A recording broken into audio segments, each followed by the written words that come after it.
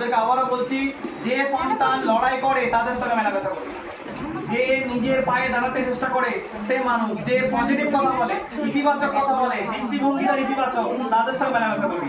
যার মনে সবসময় নেগেটিভিটি, না না না, সবার নিন্দে করে, সবার সমালোচনা করে, তাদের সঙ্গে মিশবি না।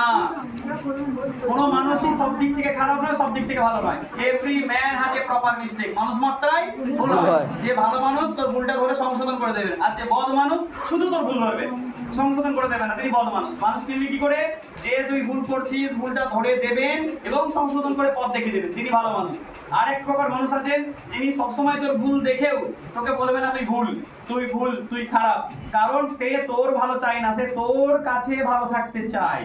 যে তোকে বাধা দেবে সে তোর ভালো লোক, কাছের লোক। যে বাধা দেবে না সে তোর কাছের লোক না, কারণ তোর ভালো বা তোর মন্দতে তার কিছু এসে যায় না। বোঝাতে পারছি কি বললাম? যে তোর ভালো চাই সে তোকে বাধা দেবে, তোকে পথ বলে দেবে, তোর ভুল ধরবে, সংশোধন করে দেবে, নতুন পথ দেখাবে।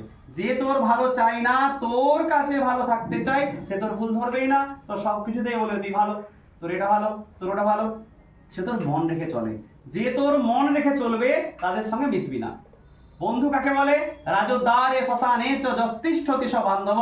যে সুখে দুঃখে আনন্দে পয়সায় সম্পদে থাকবে, ওই জন্য রাজ দরবারের সঙ্গে তুলনা করছে। আর যে শ্মশানে বিপদে থাকবে সে বড় প্রকৃত বন্ধু।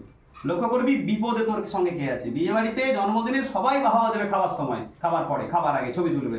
তোর বিপদে কে আছে? তোর শরীর খারাপের সময় সেই দেখবি বাবা মা, বাবা মা। বিয়ে হলে যদি ভালো স্বামী বা ভালো বউ হয় তখন পাবি সেই কাছের লোকগুলো। ব্লাড রিলেশনশিপ মোস্ট গুরুত্বপূর্ণ রিলেশনশিপ, ঠিক আছে? সেক্ষেত্রে তোর মানুষ চেনার বড় যে দক্ষতা অর্জন করার একটা পথ বলে দিই, সেটা হলো তোকে কে পজিটিভ দৃষ্টিভঙ্গি দিচ্ছে, তোকে কে ইতিবাচক করছে, তোর মনে কে শক্তি দিচ্ছে, তোকে কে যত্ন করছে, স্নেহ করছে, লালন পালন করছে, তোকে শাসনও করবে, বকবে, মারধর করবে, বকাবকি করবে, আবার স্নেহও দেবে, ভালোবাসাও দেবে। সেই হলো মানুষ তোর কাছের। বোঝা গেল কি বলছি আমি? বোঝা গেল?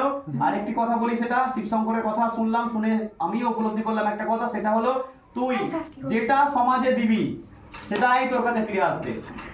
যেমন আমি শিবশঙ্করকে মুখ করলাম, তার মানে আমি ভেবে জানি যে শিবশঙ্কর ভেবে নেওয়া উচিত এই মানুষটা আমাকে মুখ করছে, আমাকে উল্টোপাল্টা বলছে বা কিছু বললো, তার মানে শিবশঙ্করের মনে মনে তখন ভাবতে হবে আমি আমার যে কর্মের ব্যাংক, আমরা যে কাজকর্ম করি সেটা একটা ব্যাংক হয়, আর টাকা পয়সা রাখি সেটা একটা ব্যাংক।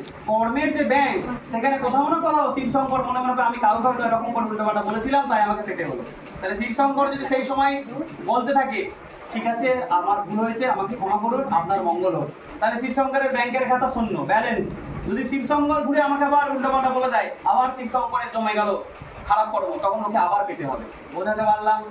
আমি যদি একজনকে উল্টোপাল্টা করি, মারধর করি, অপমান করি, নিন্দে করি, আমার ব্যাংকের খাতায় নিন্দের খাতায় নিন্দে পূর্ণ হলো, আমি ওইটা পাবো।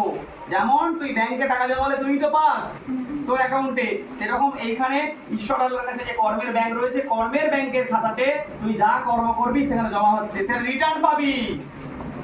বোঝা গেল? হ্যাঁ স্যার। Thank you.